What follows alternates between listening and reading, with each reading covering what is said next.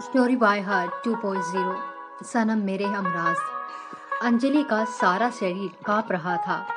चेहरा सफेद पड़ गया था। गिर पड़ी थी वह फर्श पर। उसे कुछ समझ में नहीं आ रहा था। जाने कब तक वह उसी अवस्था में पड़ी रही। उसकी तंद्रा टूटी जब कॉल बेल बजी। वह किसी तरह उठी। उसने दरवाजा खोला। सामने वीरेन खड़ा था।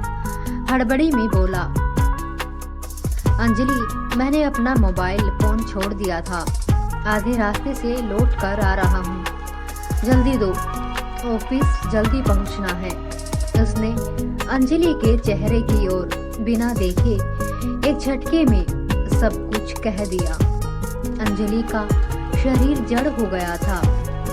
फिर भी उसने अपने आप को सहज बनाते हुए चुपचाप मोबाइल वीरेन के हाथों में पकड़ा दिया। वीरेन चला गया था।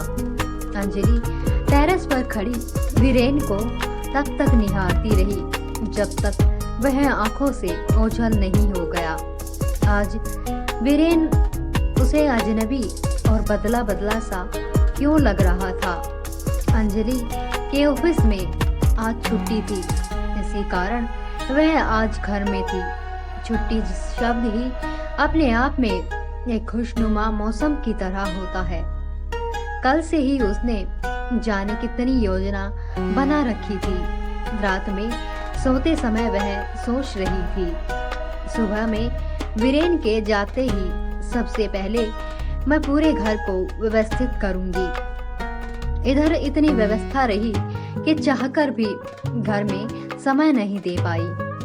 फिर वीरेन की पसंद की कोई डिश बनाऊंगी। शाम में वीरेन के आने के बाद जब वह थोड़ी देर आराम कर लेगा तो उसे लेकर बीच पर जाऊंगी। आज शाम हम लोग समंदर की लहरों के साथ बिताएंगे। वर्कलोड के कारण इधर हम लोगों ने आपस में ढंग से बातें भी नहीं की हैं। आज वीरेन के साथ वो कसर भी पूरा कर लूंगी। चेहरे पर मुस्कान लिए जाने कब अंजलि गहरी नींद में चली गई। उसे पता भी नहीं चला। किंतु ये क्या, पास खड़ी नीति उसे देख व्यंग से हंस रही थी। आज भर चैन की नींद ले लो, कल से नहीं ले पाऊंगी। अंजलि जब कॉलेज में थी उस समय वीरेन उसके जीवन में आया था, और कब वीरेन उसके पूरे अस्तित्व का हिस्सा बन गया था उसे पता भी नहीं चला।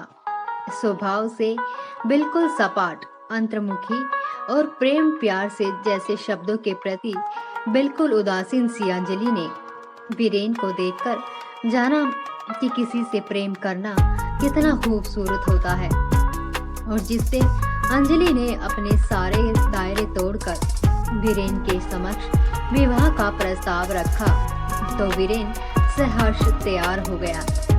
किंतु ये आसान नहीं था।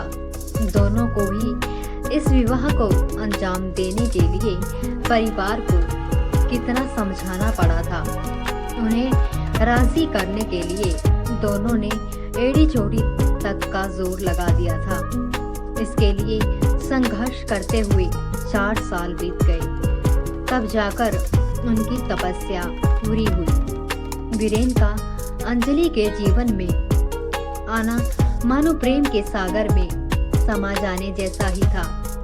विवाह के बाद विचित्र सी हो गई थी अंजलि। एक पल भी वीरेन से दूर रहना नहीं चाहती थी। वीरेन की बाहों के घेरे ही उसकी पूरी दुनिया बन गई थी। किंतु मानव जीवन तो कठोर जीवन है। समय और परिस्थितियां हमेशा भावनाओं से अपने को बड़ा साबित करने में लगी रहती हैं। अंजलि के प्रेम के बीच में बहुत सारी जिम्मेदारियों ने अपना स्थान बनाना शुरू कर दिया था। एक तरफ अंजलि की घर गृहस्थी नौकरी थी तो दूसरी तरफ पिता की जिंदगी थी। जीवन की अंतिम घड़ियां वह गिन रहे थे। अंजलि ने अपने घर गृहस्थी, अपनी नौकरी और कुछ समय पिता के लिए निकालना, इन तीनों में सामंजस्य बैठाना शुरू कर दिया था। वह अपनी जिम्मेदारियों में पीछे नहीं रही। वीरेन का प्रेम अंजलि में जीवन के प्रति उमंग भरता जा रहा था। ये बात जरूर थी कि पहले की तरह वीरेन और अंजलि घंटों बातें नहीं करते थे, फिर भी छुट्टी के दिन एक दूसरे के लिए समय निकाल ही लेते थे। अंजलि 3 जीवन एक साथ जी रही थी। पहला उसका ससुराल, और दूसरा दाम्पत्य जीवन, और तीसरा नौकरी, और तीसरा इकलौती बेटी होने का फर्ज निभाना। पिता की लंबी बीमारी और उससे जूझती माँ के अकेलेपन को भी उसने बांटने की कोशिश की थी। इन सब के बीच वीरेन का सहयोग और प्रेम उसे हमेशा ऊर्जा देता रहा, और वह इसके कारण ही अपनी हर जिम्मेदारियों में खरी उतरती चली गई। कहते हैं कि जब जीवन रूपी गाड़ी पटरी पर सही ढंग से चलती रहती है तो नियति को ये मंजूर नहीं होता कि मानव जीवन के हर क्षेत्र में सफलता कैसे पा सकता है।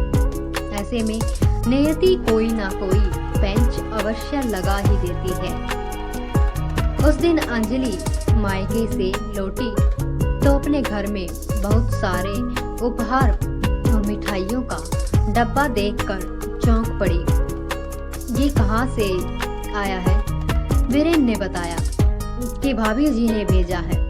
अंजलि की आंखों में हजारों सवाल देखकर वीरेन ने उसे बाद में समझाया, मेरी दोस्त की पत्नी है, बहुत पुराना दोस्त है। काफी अरसे से हम लोग मिले नहीं थे। उस दिन अचानक उसका फोन आया कि उसका ट्रांसफर इसी शहर में हो गया है। तुम नहीं थी, मायके गई हुई थी। उसने मुझे बुलाया था, मैं उसके घर गया था। बहुत अपनापन लगा। उसकी पत्नी बहुत ही अच्छी है। काफी आदर सत्कार हुआ। बहुत दिनों के बाद एक सुकून महसूस हुआ। भाभी जी तुम्हारे बारे में भी पूछती करती थी। कभी समय मिलेगा तो हम लोग चलेंगे उनसे मिलने। उस दिन के बाद से अक्सर मेरा हाल चाल पूछा करती हैं। तुम नहीं रहती हो तो मेरे खाने पीने के बारे में भी पूछ लेती हैं। बहुत अपनापन सा लगता है। इधर हम लोगों की व्यवस्था इतनी बढ़ गई थी कि मैं तुमको बताना भूल गया कि अंजलि के मन में ये बात जरूर कौंधी कि वीरेन की ये आदत थी कि छोटी से छोटी बात भी वह उसके साथ शेयर किया करता था। कोई भी बात हो वह उसे जरूर बताता था, किंतु इस बात को उसने क्यों नहीं बताया। वह मौन रही। भाभी जी का आना जाना और उनके उपहारों की संख्या बढ़ने लगी थी। वह वैसे समय पर ही आती थी जब अंजलि घर पर नहीं होती थी। अंजलि के दिनचर्या में एक बात और शामिल हो गई थी, वीरेन का बार बार भाभी जी की बहुत ही बड़ाई करना। उनकी बातें वह बड़ी दिलचस्पी से लेकर किया करता था। अक्सर उनकी सुंदरता और गुणों का बखान करता रहता था। भाभी जी को बिना देखे ही अंजलि भी उनसे प्रभावित हो गई थी, और एक दिन उसने भाभी जी से मिलने की जिद पकड़ ली थी।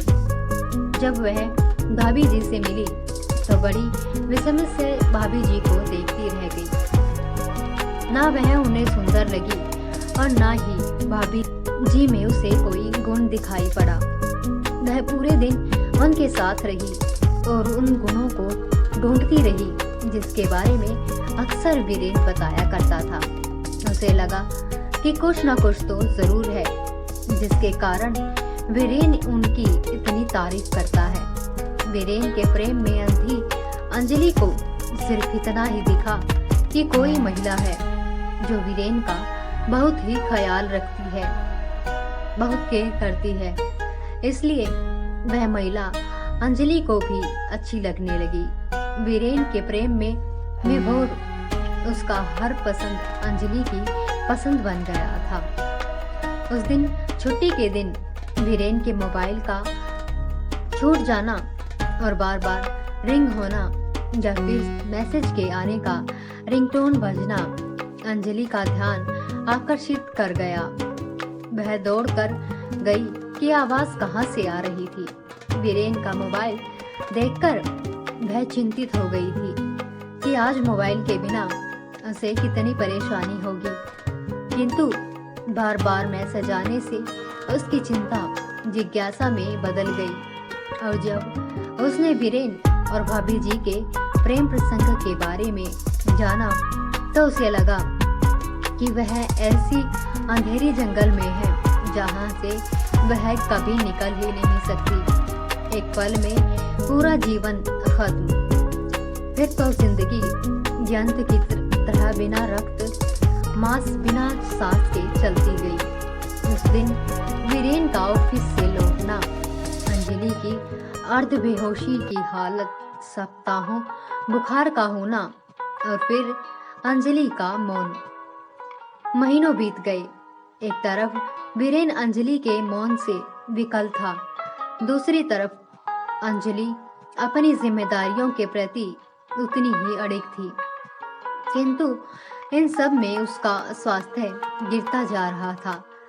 वीरेन ने डॉक्टरों और मनोवैज्ञानिक सलाहकारों की भीड़ लगा दी थी, फिर भी उसका मौन नहीं टूटा।